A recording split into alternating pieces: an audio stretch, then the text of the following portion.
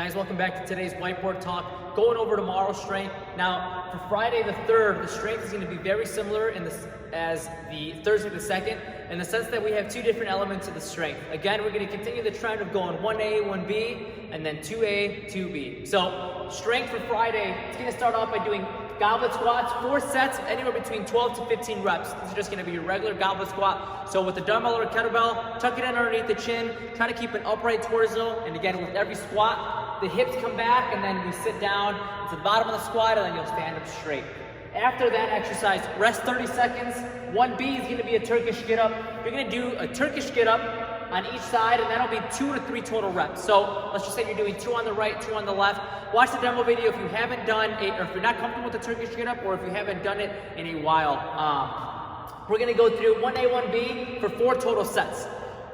2A, 2B, it's going to be a goblet reverse lunge, so you're going to hold the dumbbell or the kettlebell, whatever way you have, very similar to the way you would hold it for a goblet squat, so just going to be underneath the chin. However, this time we're just going to work unilaterally, so we're just going to take one leg back, keep the toe on the ground, and then the heel should be off. Obviously, take a big step back so that when you're at the bottom of the lunge, the front foot, you should be so far back that the front heel is still on the ground, and we're looking at about a 90-degree angle so that the knee is just above the ankle on the lunge.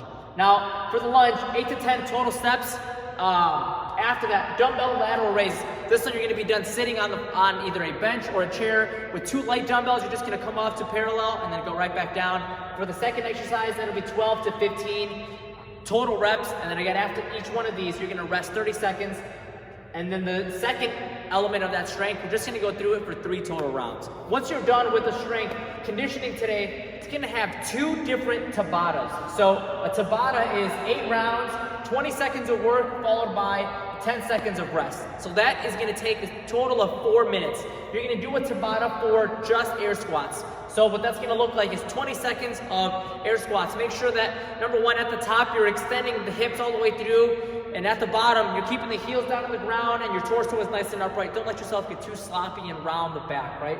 Shoulders should be pinned back. Hands, I like to get my hands out in front of my shoulder as I squat down. That helps promote a neutral spine. Now the catch, if you will, for the first Tabata is going to be during the 10 seconds of rest.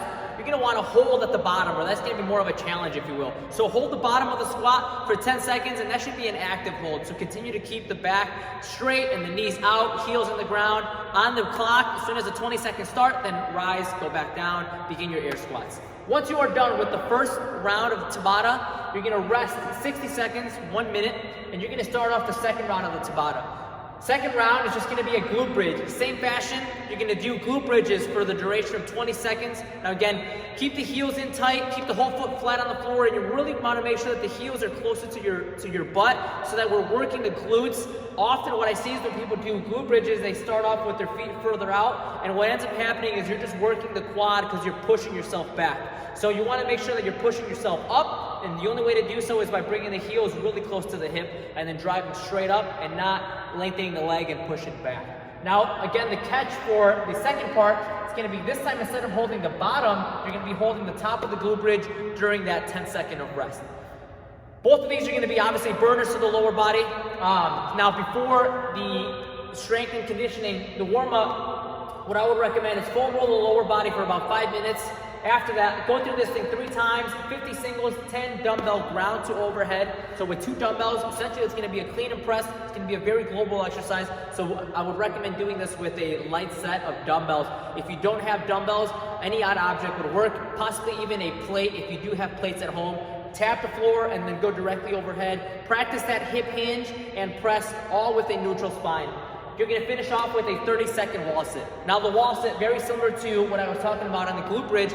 Make sure that when you're sitting on the actual wall, we have our legs this time about 1 foot or 2 feet out from the wall, and now we are only working the quads in the sense that you are pushing yourself away from the wall, right? So you're pushing yourself, towards the wall, so pushing away with your feet. You want to make sure that your whole back is on the wall, and again, when you set up, position yourself so that you're right at parallel, if not, maybe just an inch higher or so. Feet should be about shoulder width apart. 30 seconds to just start to burn the quads. After that, go right back over. 50 singles, dumbbell ground overhead, 30-second wall sit, and then go through this thing 3 times. Guys, that'll conclude the warm-up, the strength, and the conditioning. Hope you guys are having an awesome day. Take care, and we'll see you soon.